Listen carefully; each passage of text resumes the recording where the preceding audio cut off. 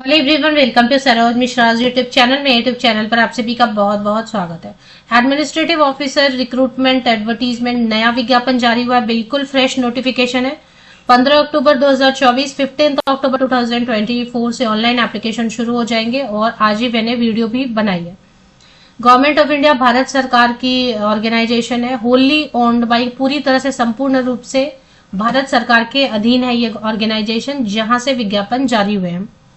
आप ग्रेजुएट हैं किसी भी विषय से या फिर आप पोस्ट ग्रेजुएट हैं किसी भी विषय से, किसी भी सब्जेक्ट से ग्रेजुएट या फिर पोस्ट ग्रेजुएट, बिल्कुल अप्लाई कर सकते हैं। फ्रेशर भी अप्लाई कर सकते हैं। तो पूरी जो डिटेल्स है, जैसे कि सिलेक्शन क्राइटेरिया क्या रहेगी, एग्जाम में क्या पूछेंगे, एप्लीकेशन फीस, जॉब लोकेशन तो ऑल ओवर इंडिया रहेगा जहां भी यूनिट्स रहेंगे। देखिए, सेंट्रल गवर्नमेंट की जॉब में जॉब लोकेशन फिक्स नहीं रहता है, जहां पर भी उनके यूनिट्स रहेंगे ऑल ओवर इंडिया में, उसमें कहीं पर भी आपको पोस्टिंग मिल सकती है। फ्रेशर बिल्कुल अप्लाई कर सकते हैं। बाकी सभी डिटेल्स आगे वीडियो में चेक कर लेते हैं। जैसे मैंने आपको बताया कि बिल्कुल फ्रेश नोटिफिकेशन है। 15 अक्टूबर को मैं वीडियो बना रही हूं और 15 अक्टूबर से ही ऑनलाइन रजिस्ट्रेशन शुरू हुई है। एडवर्टीजमेंट 14 अक्टूबर को आ गए थे। 5 नवंबर तक आप ऑनलाइन रजिस्ट्रेशन वगैरह कर सकते हैं। पेमेंट ऑफ फी भी 5 नवंबर तक कर सकते हैं। एग्जाम की डेट एग्जैक्टली नहीं आई हुई है, बट जब भी एग्जाम की डेट रहेगी तो date of online written examination will be on 14 December, tentative है। तो 10 दिन पहले ये बता रहे हैं कि एडमिट कार्ड आ जाएंगे। ऑनलाइन एग्जाम होगा, एग्जाम ऑनलाइन होगा। 14 दिसंबर को टेंटेटिव एग्जाम रखा जा रहा है और वीकडेज में भी हो सकता है या हॉलीडे में हो सकता है, कभी भी एग्जाम हो सकते हैं। तो चलिए अभी देख लेते हैं कि क्या क्या पोस्ट है। पोस्ट तो ठीक है, मतलब फी की डिटेल वगैरह भी कवर करेंगे। सबसे पहले पोस्ट क्या क्या है वो चेक कर लेते हैं। टोटल 40 पेजेस की एडवर्टीजमेंट है, जो मेन मेन चीजें वो कवर कर लेंगे। और एज में रिलैक्सेशन मिल रही है, जो कैटेगरी कैंडिडेट्स हैं ये भी कवर करते हैं। मिनिमम एज मैक्सिमम एज भी कवर करेंगे। तो यहां से देखें, सबसे पहले जनरलिस्ट वाली पोस्ट है। जैसे रहती है हमेशा, एडमिनिस्ट्रेटिव ऑफिसर जनरलिस्ट रहता है, उसी में फिर फाइनेंस होगा, लॉ होगा, आईटी होगा, ऐसे। तो जो जनरलिस्ट वाली पोस्ट है कितनी है ये भी देख लेते हैं। जनरलिस्ट वाली पोस्ट, इसमें कोई भी graduate degree, post graduate degree in any discipline, बिल्कुल आप फ्री हैं कि किसी भी विषय से, आर्ट साइंस कॉमर्स, इसके अलावा मैनेजमेंट है या कोई भी आईटी का फील्ड है। बहुत सारे कोर्सेज चले हैं जिसमें कि आजकल कैंडिडेट ग्रेजुएशन डिग्री ले रहे हैं या पोस्ट ग्रेजुएट हो रहे हैं। तो किसी भी तरीके का सब्जेक्ट चलेगा। सिर्फ कंडीशन ये है कि या तो आपको ग्रेजुएशन में 60% या अब मार्क्स से 60% या अधिक अंक आपने या तो डिग्री में स्कोर किया हुआ, या फिर अगर डिग्री ग्रेजुएशन में नहीं है तो मास्टर डिग्री में होना चाहिए। किसी एक जगह पे, यहाँ पे क्या लिखा है, in either of the degree examination, किसी भी एक में, या तो ग्रेजुएशन में, स्नातक में, या फिर पोस्ट ग्रेजुएशन मास्टर डिग्री स्नातकोत्तर में, कहीं पे एक जगह 60% या अधिक अंक होने चाहिए आपके। इतना ही कंडीशन है, सब्जेक्ट का कंडीशन नहीं है। इसके अलावा ना तो एक्सपीरियंस मांग रहे हैं, ना कोई सर्टिफिकेट मांग रहे हैं, ना ही कोई स्किल मांग रहे हैं। क्योंकि ऑफिसर पोस्ट है तो ये टाइपिंग तो आपसे करवाएंगे नहीं, इसलिए इनको कोई स्किल ऐसा टाइपिंग वगैरह नहीं चाहिए। ऑफिसर्स पोस्ट है, टाइपिंग स्टेनोग्राफी ऐसा कुछ भी नहीं चाहिए। 55% रहेगा SC ST कैटेगरी के लिए। इसी के अलावा अब इसी की लीगल में कुछ पोस्ट रहेंगे जिसमें कि लॉ वाले, LLB वाले अप्लाई कर सकते हैं। सेम वैसे ही रहेगा, LLB है तो भी अप्लाई कर सकते हैं, मास्टर डिग्री रहेगा तो भी अप्लाई कर सकते हैं। लीगल वाले में एक्सपीरियंस अगर रहेगा तो उनको प्रेफरेंस देंगे ऑफ कोर्स। लीगल के बाद आपका है और भी है, जैसे कि केमिकल इंजीनियर, मेकाट्रॉनिक्स इंजीनियर्स, तो ऑफ कोर्स BE BTech होना चाहिए, ME MTech होना चाहिए आपका मेकाट्रॉनिक्स या केमिकल इंजीनियरिंग में। डेटा एनालिटिकल स्पेशलिस्ट है, जिसमें कि कंप्यूटर्स वाले कर सकेंगे apply. BE BTech in computer science, BE BTech in computer, BCA in computer हो जाएगा ना, BCA हो जाएगा ना ये तो। Graduate in statistics, graduate with data science, graduate in actuarial science, 60% या अब आपका कंडीशन सभी पोस्ट के लिए रहेगा। ऑटोमोबाइल इंजीनियर है तो BE BTech होना चाहिए ऑटोमोबाइल इंजीनियरिंग में 60% या अब मार्क्स के साथ, या फिर ME MTech होना चाहिए। इसी के अलावा जो ना इसी तरफ फिनांस एंड इन्वेस्टमेंट है, जिसमें कि चार्टर्ड अकाउंटेंट या कॉस्ट अकाउंटेंट अप्लाई कर सकते हैं, या BCom वाले भी अप्लाई कर सकते हैं, MCom वाले भी अप्लाई कर सकते हैं, MCom वाले भी कर सकते हैं। इसमें रिस्क मैनेजमेंट है, रिस्क मैनेजमेंट BE BTech, किसी भी डिसिप्लिन से BE BTech है तो आप अप्लाई कर सकते हैं, अगर साथ में आपने PG किया, पोस्ट ग्रेजुएशन रिस्क मैनेजमेंट या पीजीडीएम किया हुआ रिस्क मैनेजमेंट में। तो रिस्क मैनेजमेंट में आपने पोस्ट ग्रेजुएशन किया तो बीटेक या एमई एमटेक कर सकते हैं अप्लाई। तो इतना हो गया। नोटिफिकेशन कहाँ से रिलीज हुई है चेक कर लेते हैं, कितने पोस्ट है ये भी समझेंगे। United India insurance company limited, government of India undertaking, Bharat सरकार का उपक्रम। अब देखिए इंश्योरेंस देख के डरना नहीं है कि इंश्योरेंस है तो नहीं हो पाएगा। जो आप इसका एग्जाम कभी भी कोई भी अच्छी पोस्ट आए तो आप उसका एग्जाम का सिलेबस चेक करिए, सिलेबस में क्या है। अगर सिलेबस में बहुत ज्यादा इंश्योरेंस का पूछ रहे हैं या कॉमर्स का तो फिर आप छोड़ दें। अगर नॉर्मल पूछ रहे हैं, रीजनिंग है, लॉजिक है, ये सब है, तो कोई भी अप्लाई कर सकते हैं और कोई भी अपने लिए एक सीट सिक्योर भी कर सकते हैं। तो टोटल मिला के अगर आप देखेंगे तो यहाँ पर जनरलिस्ट वाली पहले हम देखेंगे। जनरलिस्ट वाली जो पोस्ट है, एओ मतलब एडमिनिस्ट्रेटिव ऑफिसर, जनरलिस्ट वाली जो पोस्ट है उसमें एससी कैंडिडेट के लिए 15 वैकेंसीज, एसटी के लिए 80, ओबीसी के लिए 27, ईडब्ल्यूएस के लिए 10 एंड अनरिजर्व मतलब अनारक्षित ओपन कैटेगरी या फिर जनरल के लिए 40 सीट्स हैं। टोटल कुल मिला के सिर्फ जनरलिस्ट वाले के लिए 100 सीट्स हैं। अब अगर आप एलएलबी हैं या फिर आप आईटी से रिलेटेड हैं तो देखिए सबके लिए अलग अलग सीट यहाँ पर स्पेशलिस्ट वाली है। मैंने आपको बताया ना, एक तो जनरलिस्ट है और एक स्पेशलिस्ट है जिसमें डेटा एनालिटिक्स है, chemical engineer, automobile engineer, finance, investment, risk management, legal, इन सबके लिए 20-10 टोटल मिला के 100। तो कुल मिला के 200 वैकेंसीज हैं। United India insurance company is a leading public sector general insurance company wholly owned by government of India. पूरी तरीके, अब इसके कितने ऑफिसेज हैं आप देखें। Growing company which has more than 1500 offices, 1500 से ज्यादा इसके ऑफिसेज हैं। मतलब देश भर में इसके यूनिट्स हैं और कहीं भी आपको काम करने को मिल सकता है। हो सकता है कि शुरू में तो पोस्टिंग जो देते हैं ना कोई भी गवर्नमेंट ऑफ इंडिया ऑर्गेनाइजेशन, वो कहीं भी देते हैं, बाद में आप अपने प्रेफर्ड सिटी में, प्रेफर्ड स्टेट में ट्रांसफर ले सकते हैं, ऐसा रहता है। The company proposes to recruit young and dynamic candidate for its offices all over India। पूरे देश भर में इसके जहां भी यूनिट है वहां पर आपको काम करने का मौका मिलेगा। शुरू में तो वो जो पोस्टिंग देंगे वो लेना पड़ता है, बाद में कैसा होता है कि आप अपना प्रेफरेंस का जो है ना स्टेट ले लेते हैं, मोस्टली तो यही होता है। एलिजिबिलिटी क्राइटेरिया 30 सितंबर 2024 रखी गई है कट ऑफ डेट, उसके डेट से जो है ना 38 सितंबर 2024। चलिए भी एज सबसे इंपॉर्टेंट चीज है कि एज कितनी है। एज ठीक है, एज बहुत कम नहीं है, ओके है। हाँ, जैसे मोस्टली आप देखेंगे 27-25 रहता है, ऐसा नहीं है। यहाँ पर मिनिमम 21 है and upper age limit 30 years है। अगर आप जनरल, अनारक्षित या ओपन कैटेगरी से तो अधिकतम आयु 30 वर्ष है।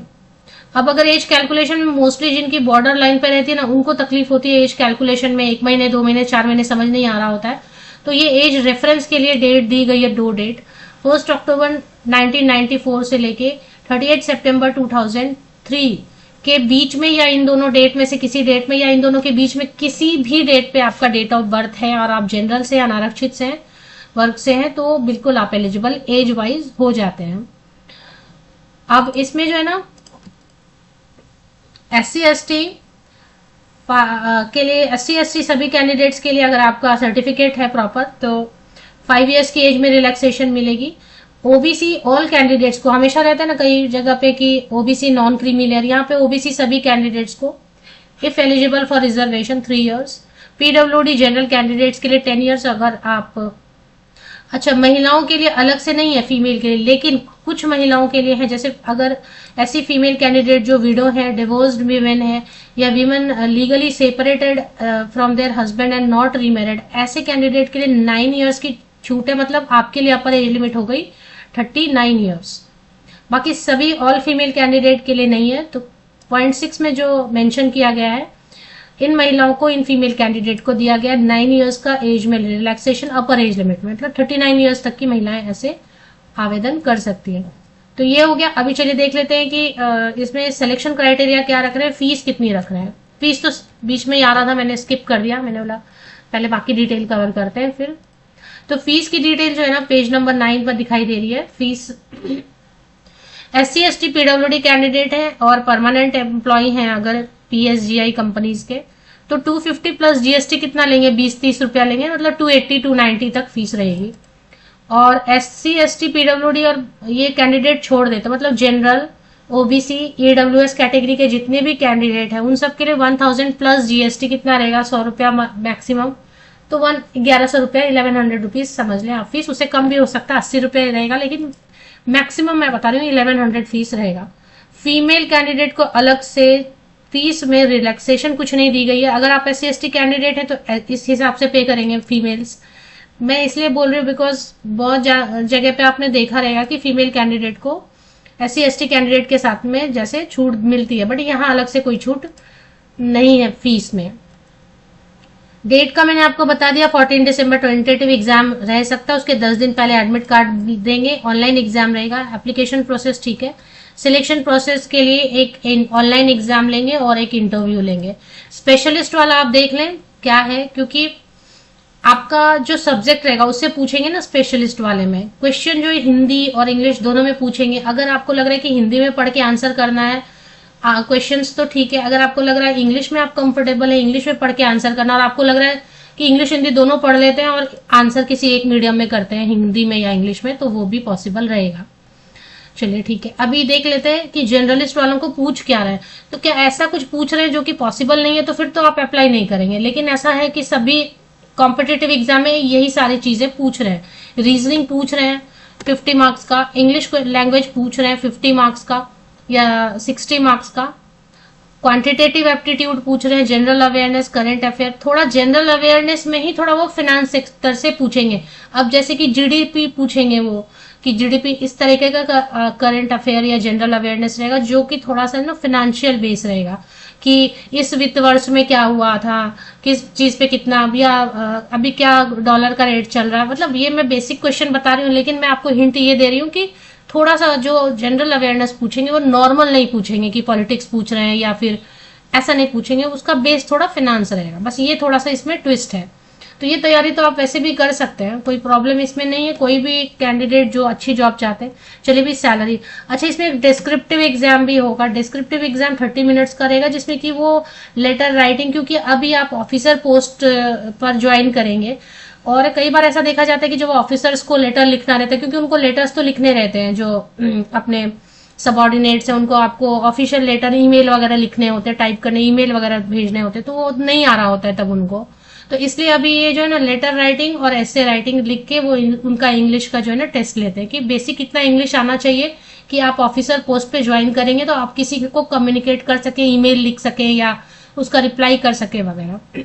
ऑफिशियल लेटर्स पढ़ के समझना, उसको साइन करना वगैरह, ये सब काम रहता है ना। तो एक डिस्क्रिप्टिव टेस्ट भी होने वाला है 30 मार्क्स का, जिसमें कि इंग्लिश का राइटिंग वगैरह रहेगा। फिर एक इंटरव्यू होगी, वो इंटरव्यू ठीक है। इसके अलावा exam centres all over India रहेंगे। जब आप एग्जाम फॉर्म भर रहे रहेंगे तो ऑल ओवर इंडिया आपको सेंटर्स दिखाई देने वाले हैं। अच्छा इसमें ना नेगेटिव मार्किंग मुझे नहीं दिखाई दी, देख लेते हैं एक बार कि नेगेटिव मार्किंग है या नहीं।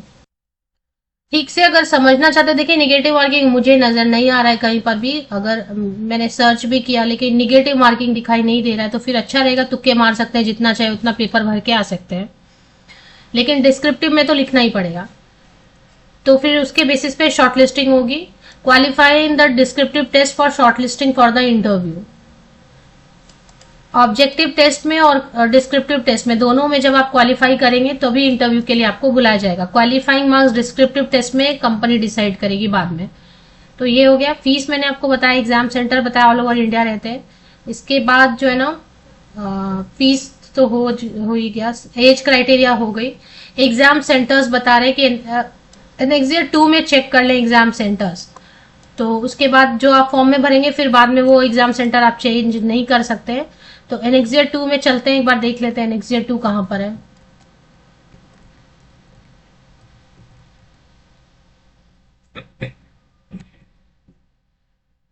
एनेक्सियर 1 है यहाँ पे। एनेक्सियर 1 में एप्लीकेशन प्रोसीजर बता रहे हैं। एनेक्सियर 1 पेज नंबर 22 पे है। एनेक्सियर 2 भी चेक कर लेते हैं।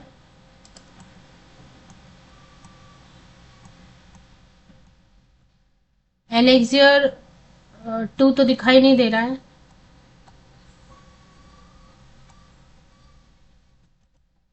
देखते हैं एनेक्सियर 2 नीचे कहीं पर होगा, अगर तो ऐसे सर्च करके तो मिल नहीं रहा है। कॉल लेटर, रिपोर्टिंग एग्जाम, ये सब आइडेंटिटी वेरिफिकेशन, ये सब तो आधार कार्ड वगैरह रखा करें। इंटरव्यू बायोमेट्रिक रहेगा।